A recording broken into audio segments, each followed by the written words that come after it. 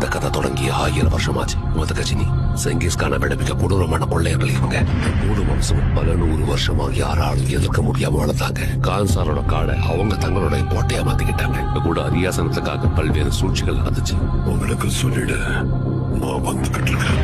சின்ன வயசுல இருந்தே தேவரா சொன்ன கதையெல்லாம் கேட்டு வளர்ந்ததாலேயோ என்னவோ இந்த மலையை பயமுடுத்துறதுக்கு தேவரா உயிரோட தான் இருக்கான்ங்கிற பெரிய கதையை எழுதிட்டான்.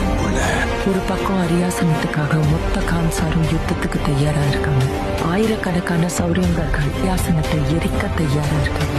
ஆனா தேவா அதே அரியாசனத்தை வர்தாக கொடுக்கறதா வாக்கு கொடுத்திருக்காங்க. ஆனா அங்க ஏற்கனவே ஒருத்தன் தன்னோட கால் தரத்தை பதிச்சுட்டாங்க. அவங்க யாருக்குமே